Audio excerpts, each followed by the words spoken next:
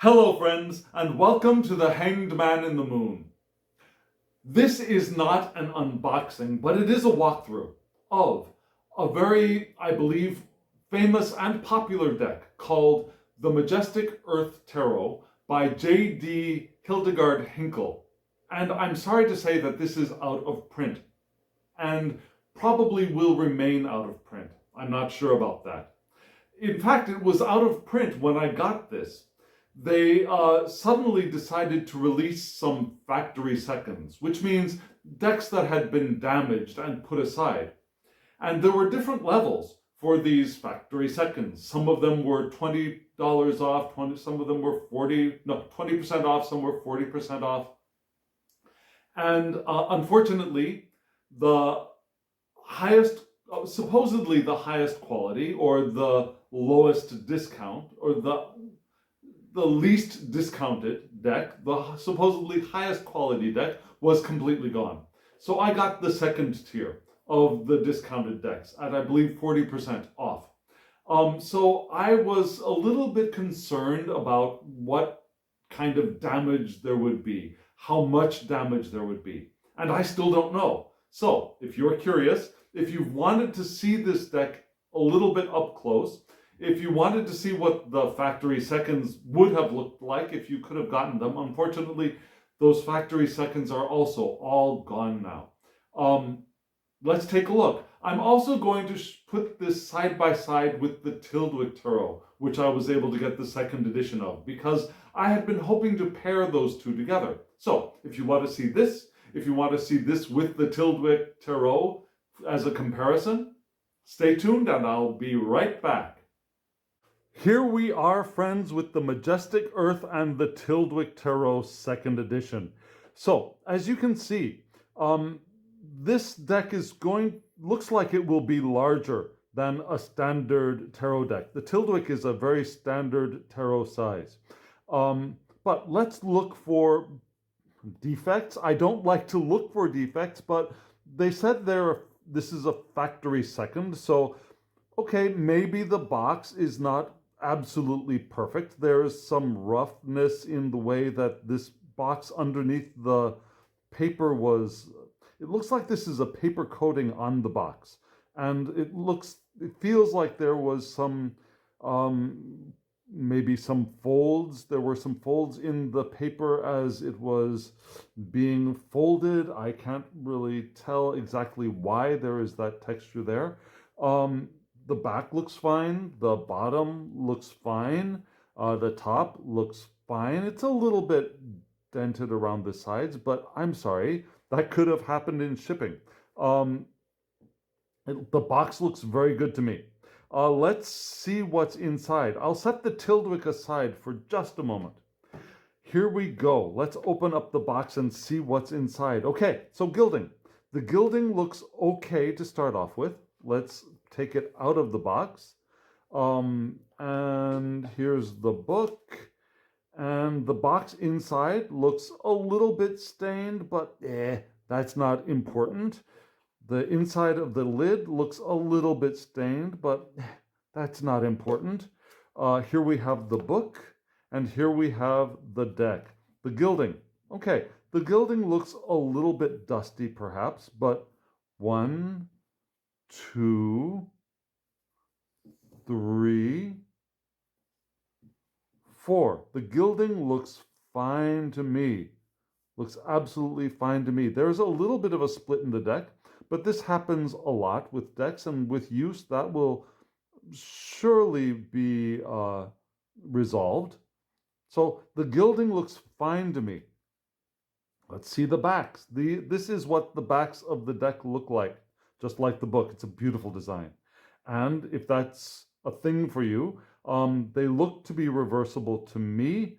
Well, there are some slight differences, but would you really notice it if this card and this card were beside each other, one reversed, one not reversed?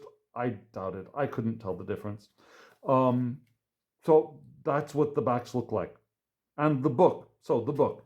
The book is very, it's got a somewhat satiny finish to it. And we start off with Majestic Tarot, Storm and Wonder, designed and written by J.D. Hildegard Hinkle. Acknowledgement, publishing date, published in 2019. Contents, introduction, major arcana, minor arcana, elemental cards. There are element cards in this deck as well. Guide to the court cards, which could be helpful. We'll take a peek at that. Artworks, where the artworks came from. This deck is a deck of artworks that have been used to create a tarot deck. The artwork was not created for the deck. Gratitude, always a good thing, and alchemical symbols. So let's take a look. So for the major arcana, we have one page per, no image, but enough information. And we have information about the source of the image here. Yeah, the title, the creator, where it was sourced from, when it was painted. Minor arcana, for example, 10 of stones, which would be 10 of pentacles, 10 of earth. We have a short description, also the name of the painting, the artist, the period, the time it was created, and where it exists right now. Also keywords. So a very concise and useful little green book. And let's see. So element cards, earth card, description, fire card, description, water, union. So there's a union, or I guess a fifth element, a spirit element. Guide to the court cards, steward, learning the element and its uses, knight, urged into action by the element, queen, complete alignment with the element, creating with the element, spirit, queen, not queen, creature, steward, rider, creature, and spirit, which would be the king, magnifying the element's impact on the world, wielding the element for purpose, and some more description. This is very nice. Some spreads, a spread, and again, a list of the artworks separately, if you're interested. Who the creator is grateful for. Yeah, I'm grateful for the Kickstarter backers whose support made the Majestic Earth Tarot possible. So I missed this Kickstarter. Nearly 70% of these backers voted for the final images of the star, the moon, upturned the hangman, and all 5 element cards. So I'm also grateful for all the backers who I wish I could have been one of, but this is quite a list of backers. That's wonderful. I love seeing that kind of acknowledgement. And here we have alchemical symbols, the sun, including the planets, the zodiac signs, dissolve, ferment, compose, anneal, and then the 4 elements, crucible. A very useful little book. I like that. Let's look at the deck. So turn this over and see where we begin. We begin with the Fool. And this looks like a perfectly fine deck to me. The artwork is crisp. It does not look smudged. It doesn't look like there's any error in the printing here. What do we have? We have a person here up on a cliff. We've got dogs down here. And let me, again, do this. Let me I'll pull out the Tyldwick in a little bit. So let's look at this one by one. The Fool, the Magician. Here we go. And we have keywords: self-control, skillful, force of will, manifest, an element, and a zodiac, Mercury. We have for the Fool, we have air, and we have, I forget which symbol this is. Well, I have a chart. Let me look at the chart for just a moment. That symbol is the symbol for Uranus. Yeah, Uranus. Okay. And this is the symbol for Mercury. Yes. Okay. Look at, these paintings are gorgeous, absolutely gorgeous. The High Priestess. We have body of water here. We have a figure standing, facing the water. The Empress's domain. Yeah, very bountiful looking, very fruitful. The purples in this image are lovely. Looks like there's a little animal here and a little animal there. We've got flowers. We've got a river running through it. A river runs through it. And here we have the Emperor's domain. Dry, perhaps, but very structured, right? No figures in this.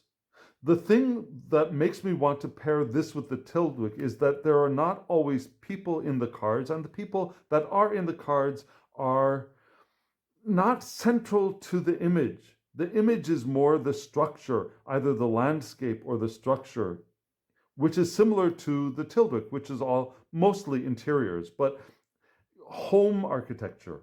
Yeah, this is more expansive architecture or natural architecture. Yeah, landscapes. The lovers. We got two swans here, which is perfect for the lovers, I think. A very romantic scene. The chariot. Okay, so we've got a boat instead of a cart, but we've got movement. Oh, here's a chariot right here. And again, here we have the suit of, this would be water, and this would be Pisces, I believe. Not Pisces, I'm sorry, Gemini. Where are you? Cancer. I always get those confused. I see these two here and I think, oh, it's got to be one of the twins, like Gemini, or maybe Pisces, which also looks like a twin to me, but it's not. It's Cancer. And this is, of course, an earth sign. Oh, I'm sorry, no, it's not earth. It's water. Okay, so here we have fire, and we have Leo, strength. My zodiac sign is Leo. And lions makes absolute sense, right? The hermit, looking similar to a hermit card. We don't have a lantern, but we have a soul figure in the vastness of the mountain ranges, high up, looking over. And yet, this figure, because he or she, this figure is not facing us. It's just a figure, right? We don't see a person, so much of a personality here. Where we do have a personality here. Whisper of fortune instead of wheel of fortune. Interesting change. Be interesting to see what the book says about that. Here we have Council of Law, which would be the Justice card. Yeah, and this looks like a biblical scene to me. Looks like the Exodus to me. Here we go with Upturned. Upturned is the Hanged Man card, right? 12. We have Sacrifice, we have Submerge, we have Surrender, we have Lifeline. So, okay, this card is a little bit bent, but not so much that I would say it's damaged, if you know what I mean. Death, okay, you've got a skull, somewhat death-like image. I wonder if this is the River Styx. Perhaps that could be the name of the card. Here we have Temperance, balance,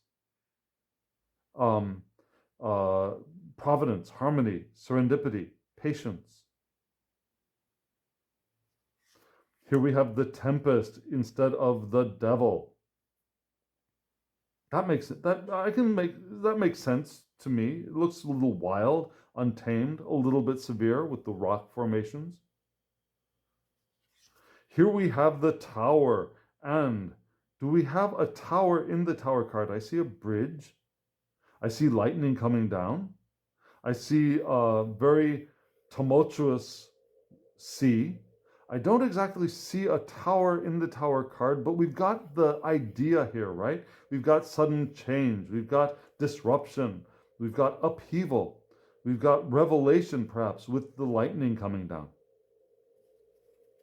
And here we have the Aurora for the Star card. Beautiful. These colors are gorgeous. The spectrum.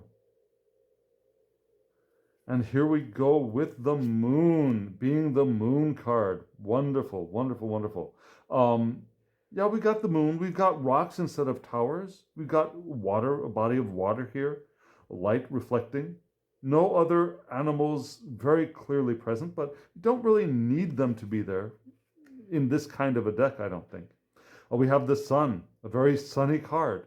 No sunflowers, but we get the idea. This is the sun. This is the moon. And here we go with judgment. Okay, we have an angel flying overhead.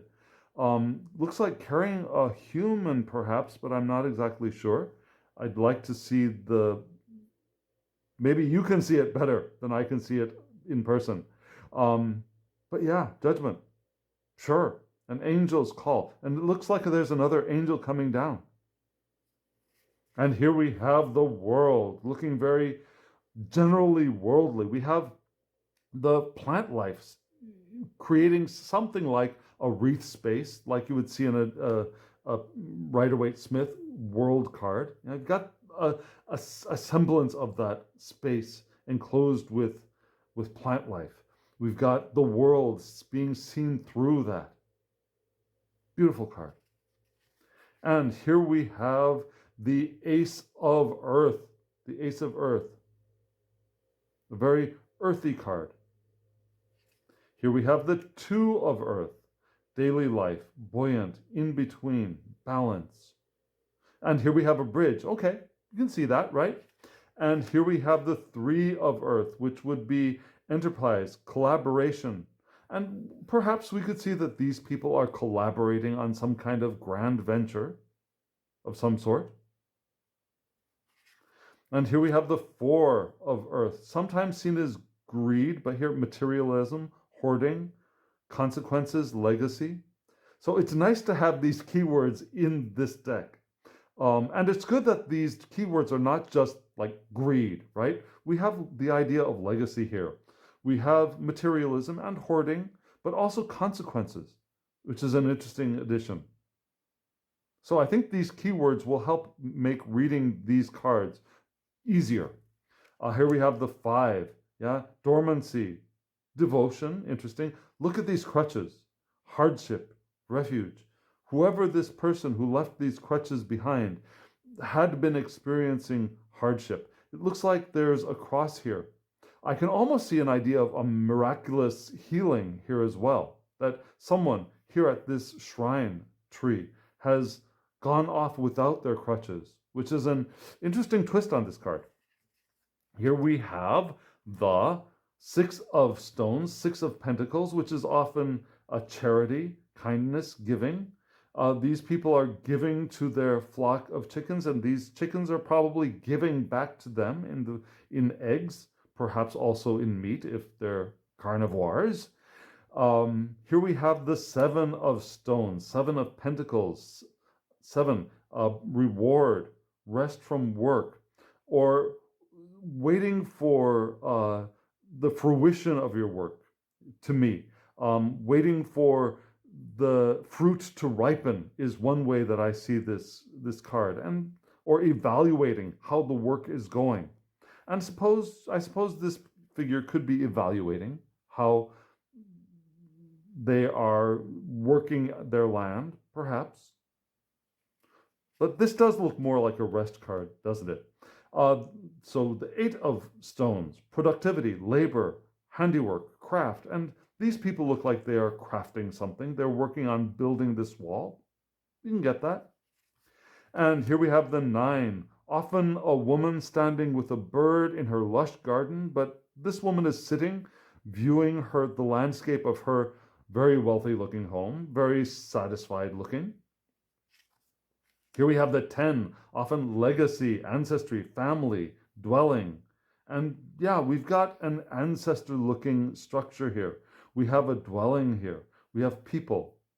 So this looks like a very ancient structure and a more recent dwelling placed within the ruins of this, but you've got a legacy feel to this card as well.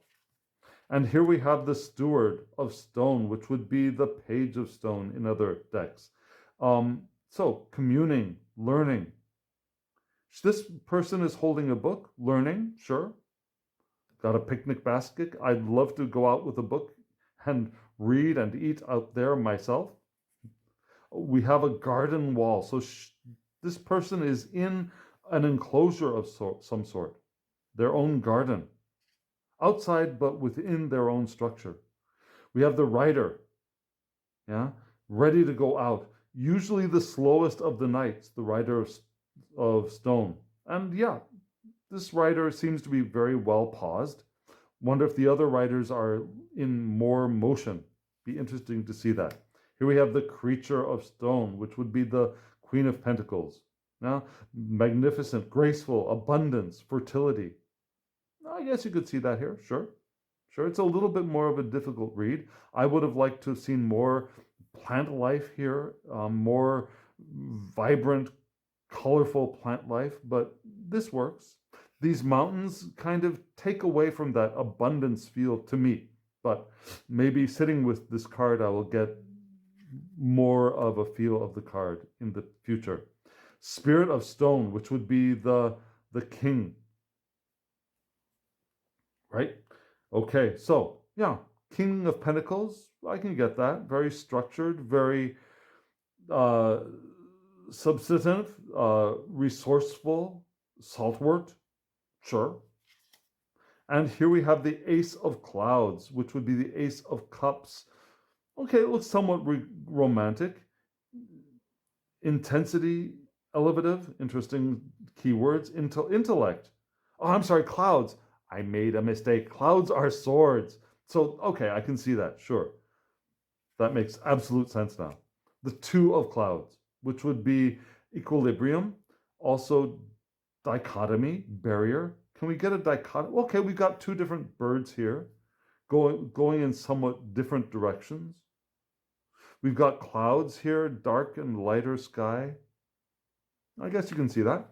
Okay, here we have the Three of Swords, which would often be swords in a heart. But here we have breakthrough, potency, separation, lament. Okay, this could be a lamenting feel, couldn't it? Maybe a little bit of breakthrough here. We have the Four of Swords, which would often be tranquility, repose, maybe meditation. This is often a knight in a coffin, on top of a coffin, and swords, 3 above and 1 below. But yeah, we've got a coffin here. We've got very coffin-like card here. So, ultimate seclusion, right? Here we have the Five of Clouds, which would be a Five of Swords. Loss, splinter, damaged. That makes sense. Yeah, we've got this tree which has been struck down by lightning. Yeah, was it worth it? Here we have the Six of Clouds, which would be the Six of Swords, moving on. And here we have a boat. Yeah, very traditional looking image hidden here in the corner. Going from the darkness to the light, you can see that here. And here we have the Seven of Swords, which is often a person stealing away with swords, stealth, scheme, chance, hope. Okay, this will take some sitting with for me. But can you see those things in this image? Here we have the Eight of Clouds, the Eight of Swords, which is often being feeling trapped by your thoughts, feeling surrounded by your thoughts. There's often a female figure with eyes bound in the Rider-Waite-Smith decks. Abandoned, exposure, vulnerable, crisis. Sure, it looks like a crisis to me. Very vulnerable looking to me. Yeah, this ship has run aground on some ice. That is a problem. That needs to be resolved. Some escape needs to happen. The Nine of Swords, often worry, anxiety. Yeah, this person could be worried, certainly. He's in a very vulnerable position. Forlorn. Yeah, there's no one here to help, certainly. The colors are very worrisome, very dangerous looking colors to me. Here we have the Ten of Clouds, which is conclusion. Often there's a figure with just swords in their backs. These people look like they're going, this looks like a funeral procession to me. So you could get that feeling from this image as well. Interesting that they're going into a very demolished church here. And here we have the Steward of Clouds, otherwise known as the Page of Swords. Observant, detect, discretion, vigilance. Okay, I'll need to sit with that for this card. Can you see that in this card? Let me know below. Here we have the Rider of the Knight of Swords. Okay, we do see more action in this card. This rider is riding, taking risks, fearless. For some reason, I get the idea of, if you're from the United States, you might know this a little bit better than other people in other parts of the world, but Paul Revere, I get this Paul Revere sense from this card for some reason. Riding off to warn of invasion, of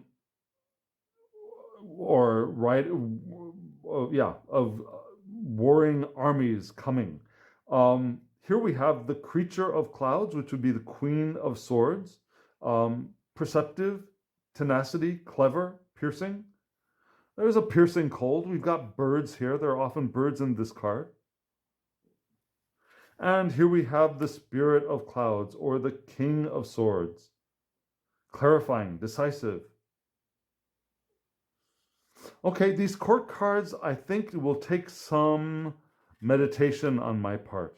Here we have the Ace of Trees, which would be the Ace of Wands. Yeah, we got a fiery color here on this one tree. Here we have the Two of Trees, which would be thoughtfulness, somber, maturity, success.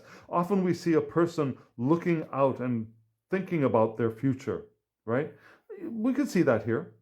This person sitting here looking out, what do I want to manifest? What do I want to make? What do I want to create in the world?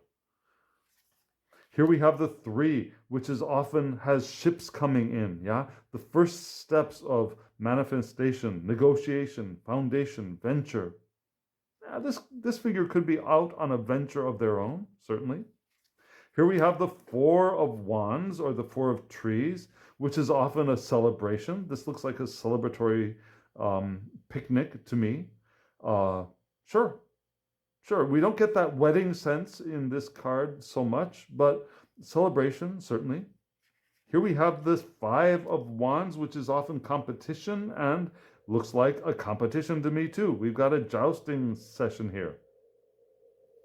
Here we have the Six of Trees, often victory, accolades, jubilation. And these knights could be coming back from a victorious campaign. Sure, why not?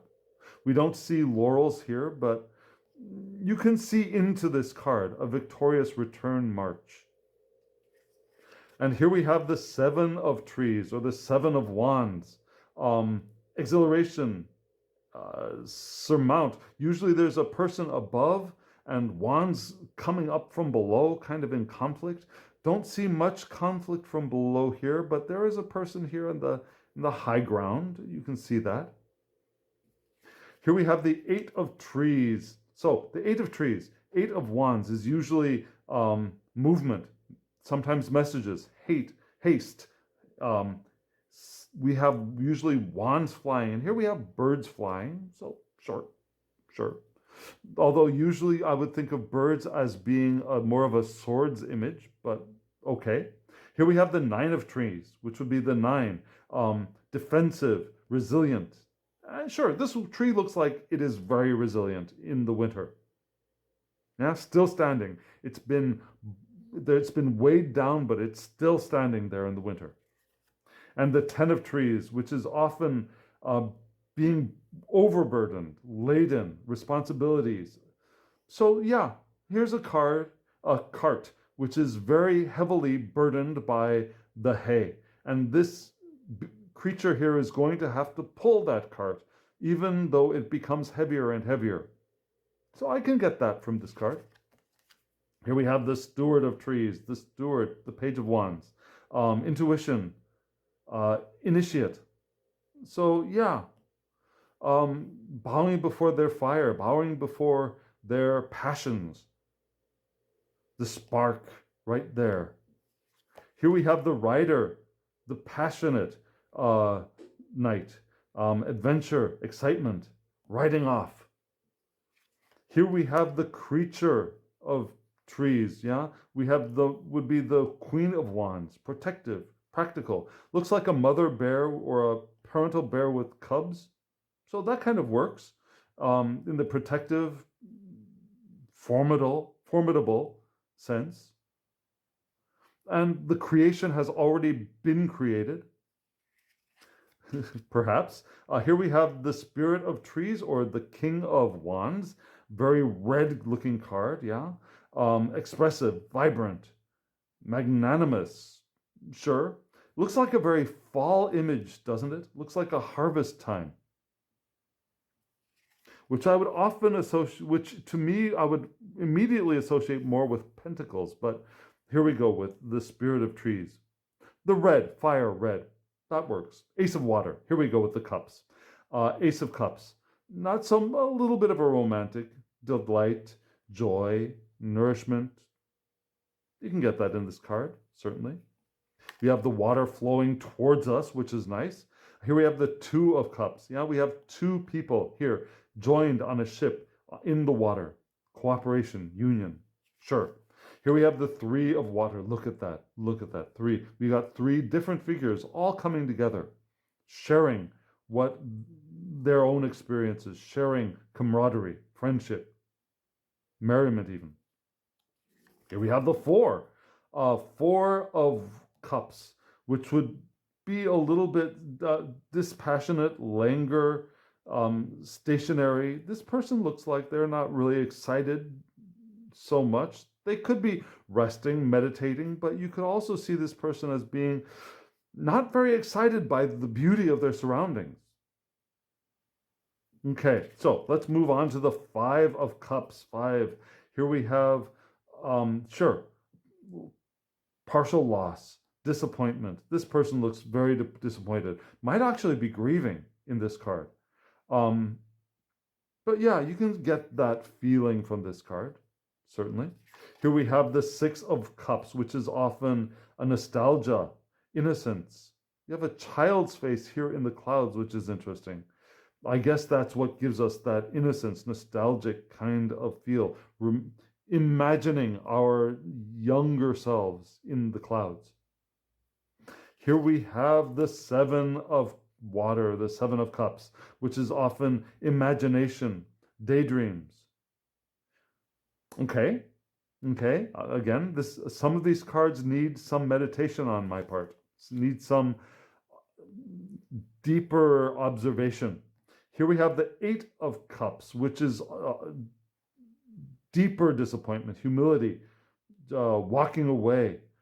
Okay, these people are walking away from the puddle that is left behind on a rainy day, hoping to perhaps get to drier ground. That makes sense. I can see that. And here we have the Ten of Cups, which is satisfaction, wellness, overflowing, gratification. Interesting use of the word, gratification. And here we have a geyser, looks like, coming up. Very exuberant, looks like very exuberant emotions to me rather than settled, satisfied emotions. Here we have the 10, which is often a family scene with a rainbow, appreciation, happiness, contentment. Can totally get that from this card. Is this a sunrise or a sunset? You decide. And here we have the Steward of Water, which would be the Page of Cups. Okay, openness, channel, reflective, immersed. Okay, sure. Page. Usually there's like a fish in a cup in the Rider-Waite Smith decks. Interesting. Rider. Here we have the Knight, a romantic, ethereal, enticing. Okay, you can get that. A kind of romantic, misty day, romantic,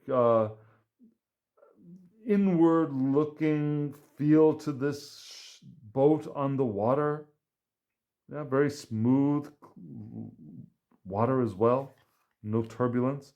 Here we have the creature, the Queen of Cups, or the creature of water, kindness, depth, lively, fluidity. Now you can get that. And we got kind of like a parental figure here for looks like sea lions. And here we have the Spirit of Water, which would be the king. Breathtaking, sure. Waterfall looks like a perfect image for this card. Ingenuity, impact, sublime. Does it look sublime to you? And here we have the element cards. Now the element cards, are they all landscape? Let's take a look. This would be the element of water. Water. Interesting. Okay. This is the element of air. Okay, yeah, there's an airy feel to this. This is the element of fire. Interesting choice for fire. Wands. Okay, wands, I get that. And so this should be, okay, I'm sorry, just a moment. I missed a line. This is water. So this must be earth. I did not see the line. Ah, yes, now I can see it. There is a line there in the triangle. It's very difficult for me to see. So this is earth. Makes sense. Mountains, rock, very earthy. This is very watery. This makes much more sense. And so this, I believe, would be what I would call the spirit card, but the combination of all of the elements here. And you get that, yeah? You can see that you have the combination of all elements right here in this star symbol. And here we have a thank you card. No, not a thank you card. The original works of. These are the artists for this deck. So let me take just a moment and see how this shuffles. Let's see how this shuffles. Okay, so here we go, shuffling. Let's see if it will riffle shuffle. I don't know why this was discounted. This looks like a perfectly wonderful deck. So it riffle shuffles nicely. The edges are sharp. Now this gilding is a little bit sharp to my thumbs, but for me that is okay. It riffles beautifully. It bridges beautifully. It overhands beautifully. This is a gorgeous deck. This is an absolutely gorgeous deck. I certainly would have paid full price for this deck. And I'm sorry that it's out of print, because I would love more people to have this deck. Let me try pulling some cards from the Tyldwick side by side for this. And, well, first let me cut. And let's see how I can do this. I'm going to do this way. Yeah, the Tyldwick is already shuffled. Whoops, I'm sorry. Let's see, the Tyldwick is already shuffled, but let me turn these cards. Let me do an overhand here. And pull some cards for us, as well as, see, flying all over the place, because I'm trying to do this quickly. Let me try doing a couple of pulls for us from these two decks together, so we can see how well they pair. So let's see. I'll do a cut of this deck, and I don't have much space, but that's close-up is more important, I think, for right now. So let me do it this way. Here we go. Here we have the Eight of Pentacles with the High Priestess. So what do we get from this combination? So we have handiwork, productivity, yeah, honing your craft with the knowledge that we carry with us. Yeah, the High Priestess is innate knowledge. It's innate wisdom. It's also the wisdom of the unconscious, the wisdom of the spiritual realm. So combining these two together, we would have, using our wisdom, the knowledge that we have, and our connection to our unconscious and spirit,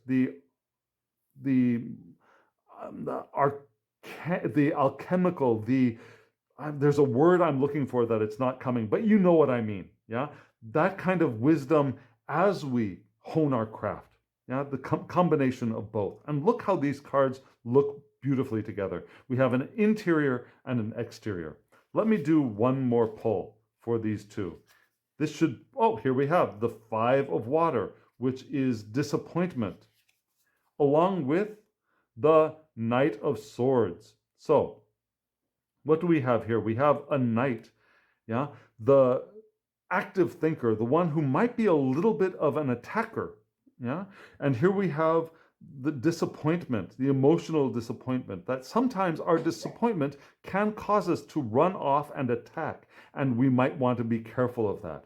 That our disappointment doesn't turn into an aggressive action, but rather we process our emotional disappointments, our emotional losses, our partial losses, and processing those rather than going off and attacking to compensate. Okay, I like the way, don't you like the way that these two cards work together, the images? Let me do one more, just for fun. Here is, okay, the Nine of Pentacles, the Nine of Stones, and the Three of Wands. So, in our satisfaction, from our satisfaction and looking out into the future, looking out over what we have created and what lies beyond, we can move into our creative stance, the beginning stages of further creation, moving from our position of satisfaction, of self-awareness, of discernment, is the best place to begin our new creation and manifestation into the world. So, I think these two decks are going to work beautifully together. Tell me what you think. Tell me in the comments below. Tell me if you have these decks, either of these decks, or both of these decks. What do you think of them? How do you use them? Have you ever thought of using them together? Let me know below. And like if you found this worthwhile for you. Again, I'm sorry that this deck is out of print. I think you can still order the Tyldwick. And subscribe if you have not subscribed. Hit the alarm bell so you get notifications of when I upload videos. And also share this with anyone who you think might be interested in seeing these decks or seeing these cards in action together. And friends, as always, I wish you love, joy, well-being, and pure awareness. Thank you.